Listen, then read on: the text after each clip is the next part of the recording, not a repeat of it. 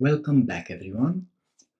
In this lesson, we are going to dive deeper into Playwright, browsers, browser context, and pages. So I'm going to use the test that we developed in the last lesson, and we will move from that. As you can see over here, I have my test open. And if you remember, what we did first is create this Playwright object. So what this does, this provides a method to launch a browser instance. So this is the way Playwright knows how to instantiate a browser and communicate with it. After we make this object, the next part is to actually launch our browser using the launch method. As you can see over here, by interacting with this object, we can choose either Chromium, Firefox, or WebKit. So, Playwright provides us the ability to connect to the latest and most modern browsers, and each of them have specific characteristics. So you should know that for Google Chrome, for Chromium, they will usually go with the N+1 version. So this means if you are currently having, let's say, Chrome 95 version, this will actually fetch the beta version, which is version 96. For Firefox, it will fetch the recent Firefox stable version, and for WebKit, it will fetch the recent trunk build before it's actually used by Apple Safari. So it usually goes a version N+1. But you should know that you also have the ability to go with the current version that is available to all users, or you can also use an older build. There are also some specific functionalities that this browser doesn't have, but I'll go into more details in another lesson.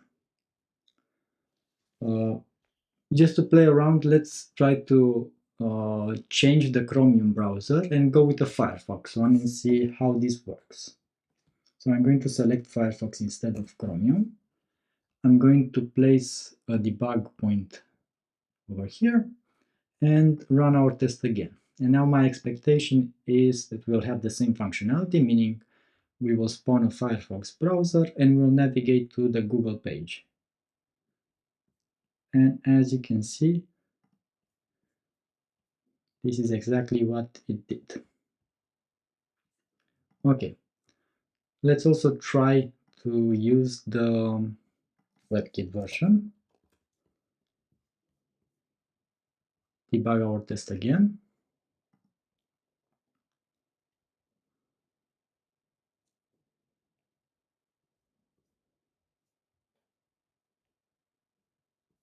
And here we have it. Okay, so let's go to the other topic that we should discuss, which is the browser context. As you can see over here, I didn't declare browser context, but we can do that right now. So you can either spawn a page from the browser directly, or you can declare a browser context like so, and you can use the browser to create a new context. So what is the browser context? You can imagine it as an isolated session similar to incognito mode. As a recommendation, you should use a browser context for each of your tests, because in doing so you will have an isolated context for your test and you won't have any issues with any cookies or anything that might be stored in your browser. Let's see how this works. So right now I created a browser context, and you can see here that I've initialized my page using the browser.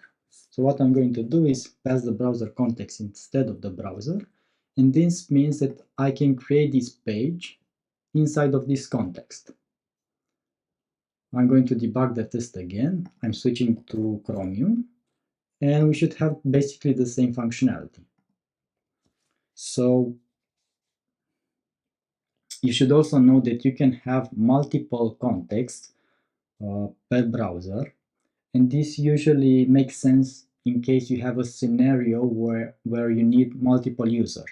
So imagine a scenario where one user will log into a website and initiate, let's say, a transaction, and then you need another user to log into another site where he approves that transaction. So in this case, you have two different users, maybe two different applications, and you can do that by using multiple contexts.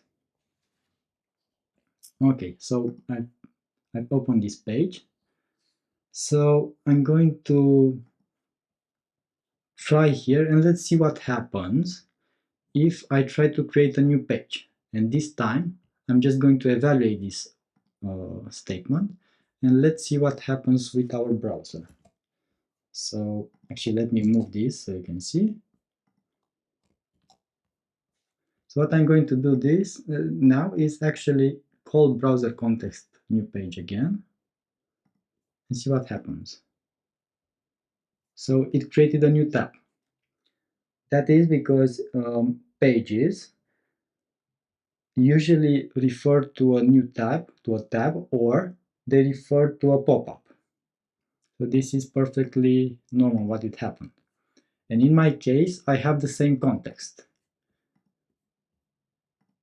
So let's close this, and let's try to create a separate context. Let's duplicate this line. Let's call this browser context 2. And let's have a different page that uses browser context 2, and we'll call this page 2. And let's say with page 2, I want to navigate to bing.com. Let's see what happens this time. I'm going to debug my test again.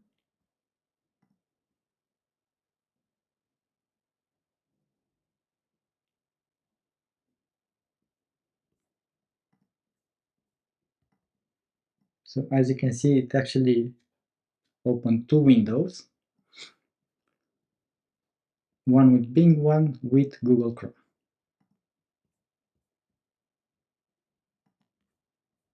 And that is all for this session.